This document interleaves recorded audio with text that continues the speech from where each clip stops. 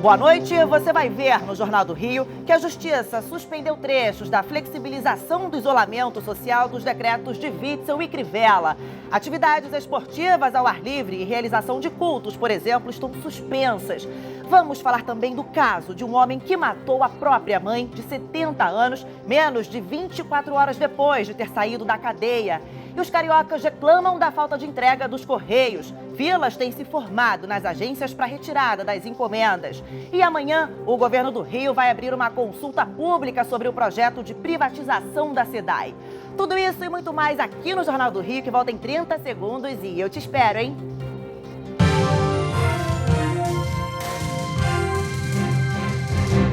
A Justiça do Rio suspendeu os trechos dos decretos do governo e da prefeitura que tratam do relaxamento das medidas restritivas.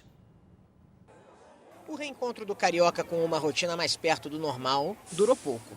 De manhã, em alguns pontos da região metropolitana, trânsito e aglomeração. À tarde, a decisão da Justiça pegou todo mundo de surpresa.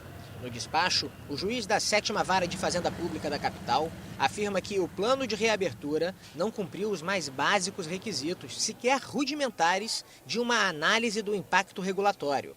Diz ainda que as autoridades estaduais e municipais não justificaram as medidas de relaxamento do isolamento social com base em análises científicas. Na prática, Estado e município estão proibidos de relaxar o isolamento até que aconteça uma audiência para tratar do tema nessa quarta-feira. A decisão estabelece ainda multa de R$50 mil para o governador e o prefeito em caso de descumprimento. A ação, movida pelo Ministério Público e a Defensoria Pública, alegou que estudos científicos de instituições como a Fiocruz, por exemplo, desaconselhavam a flexibilização nesse momento. O risco da abertura precipitada é um aumento vertiginoso do número de casos, levando a aumento de mortes numa situação de colapso do sistema de saúde. Estado e município ainda não se manifestaram sobre a decisão.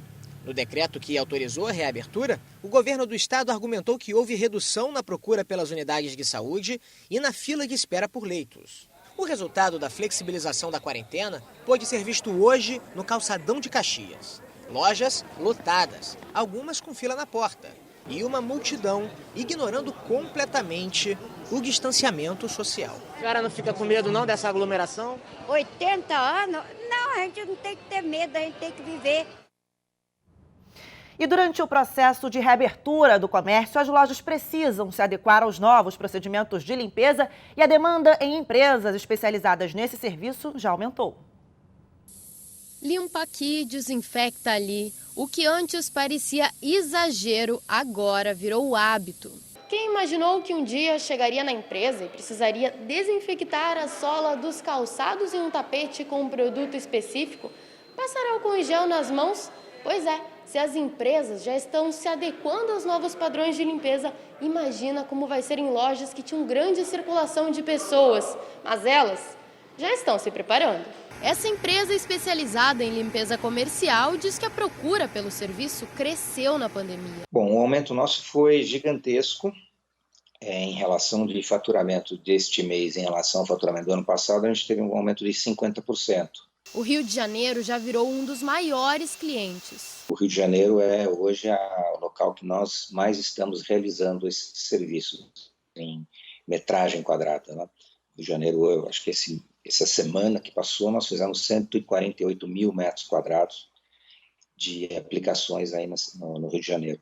A limpeza possui procedimentos bem específicos, incluindo até a medição de contaminantes. A gente sempre usou desinfetante hospitalar, tá? A gente sempre usou panos coloridos para não ter contaminação cruzada, então nos banheiros era pano vermelho, nos escritórios azuis, coisa assim. Sempre usamos um aspirador com um filtro chamado EPA, que é um filtro que prende até a várias partículas muito finas, inclusive a do cigarro, né? Dentro dele. Então a gente sempre limpou pela qualidade do ar. E se antes limpeza já era sinônimo de saúde, mais do que nunca se tornou essencial.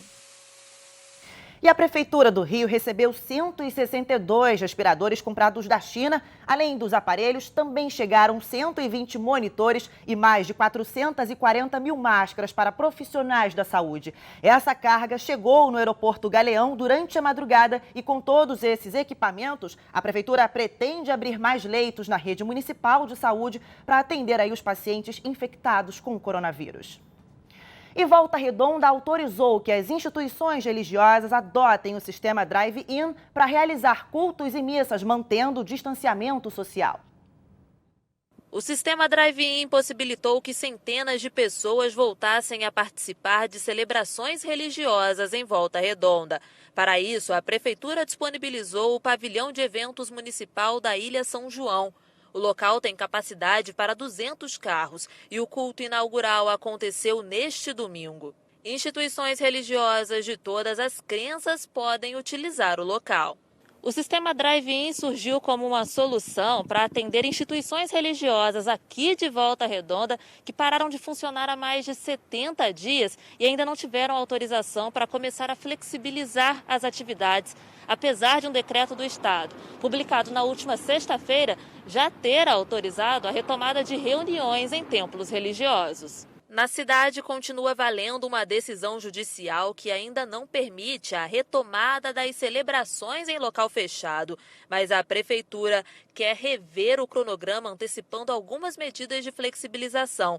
O prefeito alega que o município tem conseguido controlar o avanço do coronavírus. Hoje, Volta Redonda está em 12º lugar. Há 40 dias atrás, nós estávamos em 3º lugar nesse ranking e estamos descendo nesse ranking. Nós não somos mais o epicentro no estado do Rio de Janeiro e também não somos mais na região sul-fluminense. Volta Redonda tem cerca de 1.000 casos de coronavírus registrados e 42 mortes. É o segundo município do sul fluminense em número de casos, ficando atrás apenas de Angra dos Reis. E 5 navios da Transpetro seguem inativos na Baía de Guanabara, gerando prejuízos aos cofres públicos. Um deles, lançado há 6 anos, nunca nem entrou em atividade. Lançado em 2014, durante o programa de modernização e expansão da frota pela Transpetro, o navio Irmã Dulce nunca entrou em atividade. Ele até chegou a adernar, mas conseguiu ser estabilizado. Além dessa embarcação, outros 4 navios construídos pela Transpetro seguem inativos na Baía de Guanabara, gerando prejuízo aos cofres públicos. Todos eles estão parados em estaleiros próximos à ilha do Mocanguê, na chegada a Niterói. Qualquer equipamento desse parado no mar, se não tiver fiscalização, sempre representa um risco ambiental, não tem a menor dúvida quanto a isso. Procurada, a Transpetro informou que 2 embarcações que se encontram no estaleiro na Bahia não fazem mais parte dos ativos da empresa. Já outros 3 navios estão em processo de alienação. No entanto, questionada sobre o valor gasto com cada embarcação, a Transpetro não respondeu. Se eu deixar esse navio parado, vai ter um custo para a empresa. Mas em função do que está acontecendo no mercado de petróleo e a esse preço do barril, deixar os navios funcionando fica mais caro ainda. Então, a gente tem que rever contratos, né? O Bahia Viva, movimento socioambiental, já solicitou que a Capitania dos Portos faça imediatamente uma vistoria no navio-tanque Irmã Dulce da Transpetro, com a presença dos competentes órgãos ambientais federal e estadual. A preocupação é com a possibilidade de ocorrer um novo desastre ecológico. E a Polícia Civil adiou a reprodução simulada da operação que terminou com a morte do menino João Pedro em São Gonçalo, na região metropolitana do Rio. A reconstituição estava marcada para amanhã, mas a medida foi tomada depois de uma decisão do STF que suspendeu ações policiais em comunidades fluminenses até o fim da pandemia. Na semana passada, a Defensoria Pública, que presta assistência à família de João Pedro, já tinha informado que entraria com recurso para adiar a ação, já que os policiais envolvidos ainda precisam ser ouvidos pelo MP. O laudo do confronto balístico nas armas dos agentes de segurança deu inconclusivo. 4 homens foram mortos e outros 2 ficaram feridos durante um ataque numa comunidade de Vargem Grande, na zona oeste do Rio. Aquela área ali todos sabem que é dominada por uma milícia e a polícia investiga se a disputa por território teria motivado o crime. O ataque aconteceu por volta das 9 da noite desse domingo, durante um churrasco na rua Munhuaçu, na comunidade Pombo Sem Asa, em Vargem Grande.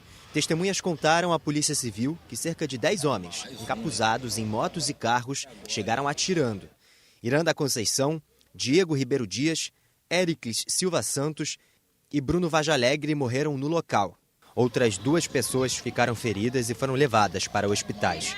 Pedro Henrique Oliveira da Silva, de 16 anos, foi baleado nas costas, passou por cirurgia e está internado no Hospital Municipal Lourenço Jorge, na Barra da Tijuca. Já Pedro Pontual, atingido no abdômen, está internado em uma unidade particular. A comunidade Pombo Sem Asa é dominada por milicianos. A Divisão de Homicídios da capital investiga agora se esse ataque foi motivado por traficantes que querem retomar o controle do local ou milicianos de grupos rivais, que também querem explorar os serviços da comunidade. Durante a manhã, familiares das vítimas estiveram no Instituto Médico Legal, no centro do Rio de Janeiro, para a liberação dos corpos. Em 2020, a plataforma Fogo Cruzado registrou 23 casos com 3 ou mais pessoas mortas a tiros em uma mesma ocorrência no Grande Rio. Ao todo, 88 pessoas morreram. E a seguir, homem mata mãe de 70 anos menos de 24 horas depois de ter deixado a cadeia. A gente fala agora de um crime bárbaro. Um homem de 29 anos matou a própria mãe dentro de casa menos de 24 horas depois de ter saído da cadeia por tráfico de drogas. Igor Gomes de Moraes Alves, de 29 anos, é este que aparece nas imagens sendo conduzido à viatura da Polícia Civil. Ele foi preso em flagrante depois de asfixiar e agredir até a morte a própria mãe, identificada como Lúcia Regina Gomes Alves, de 70 anos. O crime aconteceu no segundo andar do prédio da vítima, localizado em área nobre da Barra da Tijuca, na zona oeste do Rio. Gritos foram ouvidos por testemunhas que chamaram a polícia, mas quando os agentes chegaram, Lúcia já estava morta. Igor já tinha sido preso na quinta-feira por tráfico de drogas, mas conseguiam habeas corpus numa audiência de custódia no sábado. E foi a própria mãe quem foi buscá-lo no presídio de Benfica, na zona norte do Rio. De lá, os dois vieram aqui para o apartamento dela, onde tudo aconteceu. Isso aí foi um fato também que desabonou mais ainda a conduta dele, uma vez que ele alegou que teria agido em legítima defesa, teria agredido a mãe porque ela o agrediu. Mas a investigação revelou que isso não aconteceu, foi uma mentira da parte dele em que ele tentou dificultar aqui a investigação com essas alegações falsas e mentirosas. Então, esse ato da mãe em buscá-lo foi mais um fato que comprova que eles tinham uma boa relação. Depois do crime, Igor foi para o apartamento dele, que fica num condomínio de luxo, também na Barra da Tijuca. Ele respondeu a algumas perguntas, confessou o crime sem nenhum arrependimento e foi preso em flagrante. Esse indivíduo ele teria um problema muito grande social, comportamental, no prédio em que ele morava. Eram inúmeras as reclamações de vizinhos sobre seu comportamento e consumo de drogas, de álcool, que levaram ele a ter esse estilo de vida bem diferente do padrão, morando numa residência extremamente inabitável, suja, em que revelava de fato ali que aquela pessoa precisa realmente uma atuação enérgica do Estado para que ele se ressocialize e daqui a anos ele volte a viver em sociedade. O caso está sendo investigado pela polícia, que apura se uma discussão por conta de um lanche teria sido a motivação para o crime. Igor vai responder por feminicídio e, se condenado, pode pegar até 30 anos de prisão. Familiares e amigos do entregador Matheus Oliveira, morto no último dia 30 na Tijuca, fizeram hoje uma manifestação na porta da Delegacia de Homicídios. Eles acusam 2 PMs pelo crime. Cerca de 50 amigos e familiares do entregador Matheus Oliveira, de 23 anos, chegaram à Delegacia de Homicídios da capital, na Barra da Tijuca, em motos e escoltados pela PM. Eles pediam por justiça. Justiça! Justiça! Justiça! Nas camisas, a homenagem ao jovem. Matheus foi morto na tarde do dia 30 de maio com 2 tiros na cabeça. A família acusa 2 policiais militares pelo homicídio. Eles teriam encaminhado o jovem ao hospital e registrado a ocorrência como queda de moto. No entanto, médicos verificaram que o entregador havia sido baleado e chamaram a polícia. Os policiais militares acusados de atirar em Matheus chegaram a ficar presos administrativamente e seguem afastados das ruas. Enquanto isso, a Polícia Civil investiga o caso. Nós entendemos essa essa manifestação, recebemos ela bem, é uma cobrança sadia, saudável, que nós da Polícia Civil aqui absorvemos muito isso e vamos dar uma resposta rápida para esse caso. Esse caso está muito bem investigado, em breve nós teremos aí novidades e o desfecho desse caso aí. Muito emocionados, os pais de Matheus disseram que o jovem trabalhava em 4 locais diferentes e não tinha envolvimento com tráfico e nem passagem pela polícia. Garoto querido, responsável, trabalhador, bom. Ele trabalhava de mototáxi, trabalhava de barbeiro e motorista de aplicativo. Desde o início da pandemia, as pessoas têm reclamado muito dos Correios. É que as entregas não têm chegado nas casas e o jeito é buscar nas agências. Só que o problema é que isso acaba gerando aglomeração e hoje não foi diferente. A Luciene entrou na fila por volta das 11 horas da manhã. 1 hora aproximadamente, né? Tem muita demanda, porque infelizmente aos sábados eles não estão atendendo o público. Para pegar a encomenda, além da fila, as pessoas enfrentam o risco de contaminação. A gente tem que se expor, né, a esse risco, né? O seu Jorge, de 62 anos, veio buscar uma encomenda que complementa a renda dele. Mas mesmo depois de esperar por cerca de 2 horas, não conseguiu. Após enfrentar essa fila toda, cheguei lá na frente, a mercadoria está. Só que está na agência ao lado, que só abre 1 hora da tarde. Quer dizer, é uma falta de consideração. A gente paga frete, né? O endereço é sempre área de risco, morando do lado de uma delegacia, complicado. A gente fica se expondo aí, a fila, se a senhora observar, vê que não tem espaço de um para o outro, o pessoal se desespera por causa da sombra, né? É uma extrema falta de respeito mesmo. Segundo os Correios, nos meses de abril e maio, houve um aumento de aproximadamente 51% no tráfego de encomendas. Em nota, a empresa afirmou que contratou quase 2.000 empregados terceirizados, realizou mais de 7.000 horas extras e alugou mais de 70 linhas de transporte de carga para tentar solucionar os problemas. Nem todos foram resolvidos, mas lembra da Luciene, lá do início da reportagem? Ela, pelo menos, não saiu de mãos vazias. 1h20 depois, então, vai sair com a encomenda. Graças a Deus, está aqui. E o governo do Rio vai abrir amanhã uma consulta pública sobre o projeto de privatização da SEDAI. A partir desta terça-feira, a população poderá opinar e tirar dúvidas sobre a proposta de privatização da Companhia Estadual de Águas e Esgotos do Rio de Janeiro. A consulta pública ficará disponível até o dia 8 de julho no site do Governo do Estado. O edital de licitação deve ser publicado até setembro e a expectativa é de que o leilão seja realizado até o fim do ano. O projeto, criado pelo Banco Nacional de Desenvolvimento Econômico e Social, prevê a divisão da SEDAI em 4 grandes blocos de concessão e investimentos de 33,5 bilhões de reais. O primeiro bloco, né, que a gente chama de Bloco Norte, ou seja, ele pega de fato ali o norte do estado, o noroeste do estado do Rio de Janeiro. Tem um segundo bloco, que é o bloco que a gente chama de Centro-Sul, Vale do Paraíba. O bloco Sul, Litoral Sul, né, pega a Baía de Ilha Grande. Né, e o bloco da Baixada Fluminense. Uma parte da SEDAI continuará sob gerência do Estado para captação e tratamento de água. Já a concessionária privada ficará responsável por distribuir a água, fazer o processo de cobrança, coletar, tratar e fazer a disposição final do esgoto. O regime de recuperação fiscal, ele de fato exigia, aí vamos chamar assim, uma monetização da SEDAI, né? Ou seja, né, que o Estado do Rio ele oferece recursos, né, através do movimento aí de desestatização da SEDAI, né, e aí esse faz parte do plano do Estado do Rio de Janeiro. O contrato de concessão estipula indicadores de desempenho a serem cumpridos pela concessionária sob pena de multa, redução da arrecadação e até mesmo a suspensão do contrato. Vamos saber agora como fica a previsão do tempo para esse começo de semana e quem conta pra gente é ela, Desirê Brant, da Somar Meteorologia. Boa noite, Desirê.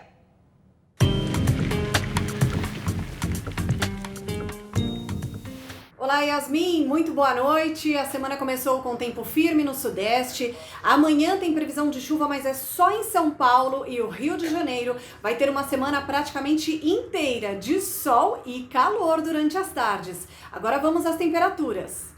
Na capital fluminense, a terça-feira será de sol, com mínima de 20 graus e máxima que vai chegar aos 28 graus. Até o fim de semana, nada muda e a temperatura ainda vai chegar aos 30 graus durante as tardes, especialmente a partir da quinta-feira. E a seguir, a gente fala do aumento durante a pandemia no número de pessoas fazendo testamento em cartórios.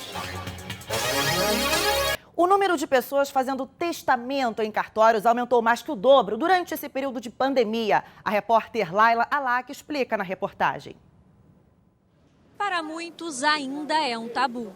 Deixar o testamento não é uma prática tão comum no Brasil, mas em tempos de pandemia, a procura pela ferramenta jurídica cresceu em todo o país. Este cartório no Rio de Janeiro fazia, em média, 8 testamentos durante o mês. Agora, a média mais que dobrou e passou para 20. Culturalmente, o brasileiro não tem essa cultura do planejamento, de pensar na morte, de falar sobre coisas desagradáveis. Eu acredito que foi um momento de muita reflexão, onde as pessoas pararam para pensar nas próprias vidas. Pela lei, metade dos bens é transferida para os herdeiros, como os filhos ou marido e esposa. A divisão do restante do patrimônio é definida no testamento. Elaborar o documento evita, por exemplo, processos demorados, que costumam ser desgastantes para as pessoas envolvidas em um momento já delicado. O testamento público é feito em cartório com a presença do tabelião e de 2 testemunhas. Não há um valor fixo, mas pode custar até R$2.000, variando de estado para estado. A contratação de advogado é opcional, mas pode ajudar na elaboração do texto e assim evitar dúvidas na interpretação do documento. Com o isolamento social, o Conselho Nacional de Justiça validou o testamento feito por videoconferência e com assinatura digital. Esses vídeos trarão segurança jurídica para amanhã ou depois o juiz ver e verificar a capacidade de quem está testando, a condição de testar, a real vontade, porque o testamento ele é muito importante, como se diz, é um ato de última vontade. Então, é extremamente importante que esse testamento, ele realmente traga a vontade do testador. O Jornal do Rio termina aqui. Muito obrigada pela companhia. E você fica agora com as principais notícias do país e do mundo no Jornal da Band. E a gente volta a se encontrar amanhã, às 6:50 da noite, hein? Eu te espero.